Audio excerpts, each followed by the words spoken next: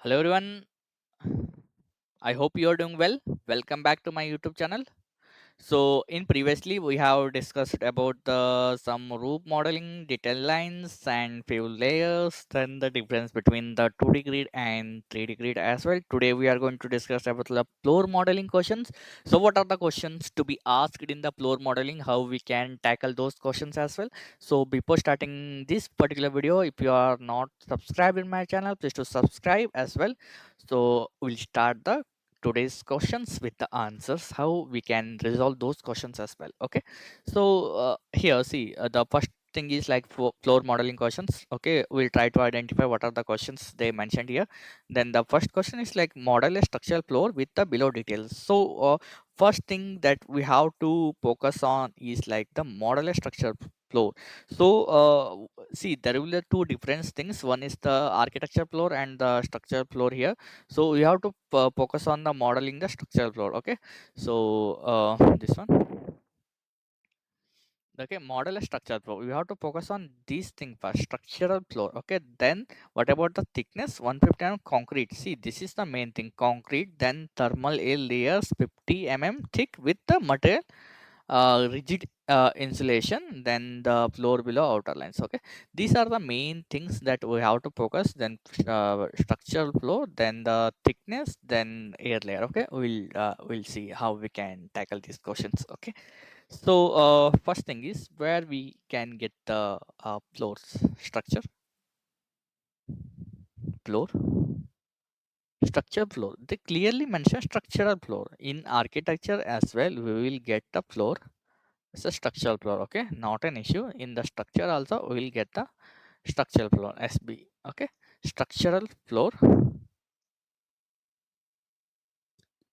Then we have to follow these lines, right? I will press tab command. Then I have created a floor. Okay, I will drag this here. I will delete this one. Okay, or else I will hide this one. HH. We have modeled the floor. Then what would be the main thing we have to floor? 150 thick concrete. So let me search, is there 150 thick concrete floor is there or not? uh, I didn't get any 150 thickness of the concrete floor, so I will go with this one. Okay, then I will go with edit family, then duplicate. I will simply mention name as 150 floor 150 thick. Okay, edit. Then I will remove this metal decks and all.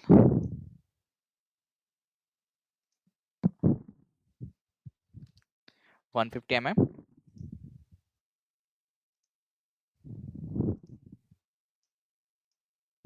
So the floor 150 then also it's a structural flooring, correct? How we can identify this as structural floor? See, these are the structural materials will be there, then it's considered as a structural flooring. Okay, in the edit family as well we can see here structural materials and all. Okay, then the edit type structure, each and everything will be in the structural. Okay, so we have modeled the structural floor. When you go with the architecture floor, see here architecture, then the floors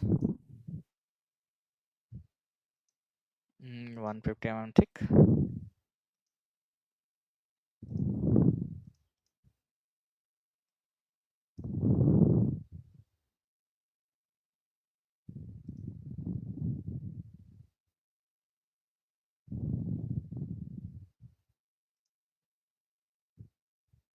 See, the both the floors are same only, but the functions is different. Okay, this is the floor. Okay, see here in the structural floor we can easily identify structure is enabled, but in the architecture floor it's off. See, right?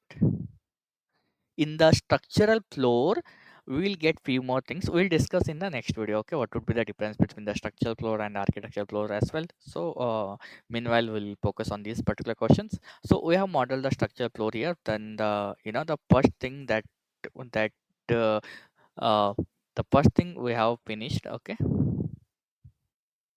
so let me finish this one. So I have finished first one, then second one is the thickness. We have modeled the thickness also.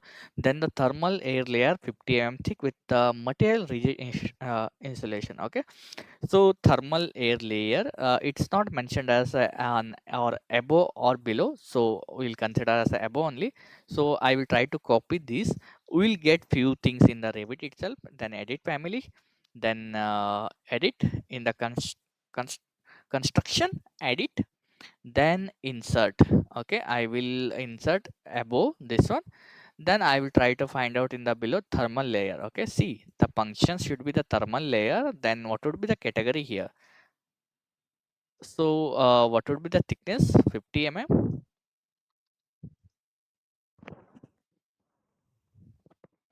Okay, the thickness would be 50 mm. That then what would be? It's a rigid insulation. Okay, the material would be rigid insulation. I will check the material is there or not.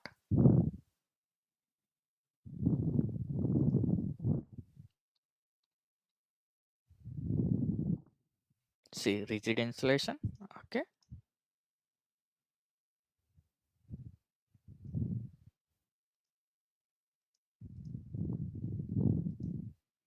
is it correct? Am I right? What I did is correct. 150 mm thick I drawn. See. Hmm. Okay, see here. 150 mm thick I have drawn. Then 50 mm thermal layer with the material rigid insulation that I did, and everything is correct and up to date.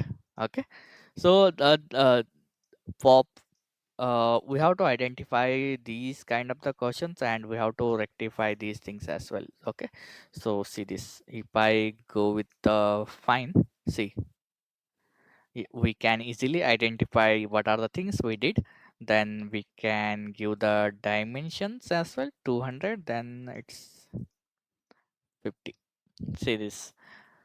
Here we can easily give these particular dimensions properly, then we can assume that what are the things we did is correct.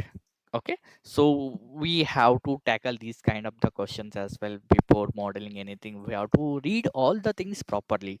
Okay, so I hope you got my point. I hope you got the answer for these questions. We'll go through the next question on the next video onwards.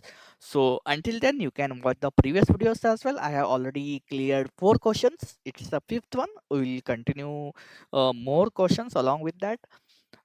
We'll go one by one. Okay, so it will helpful for the interviews as well. Okay, guys.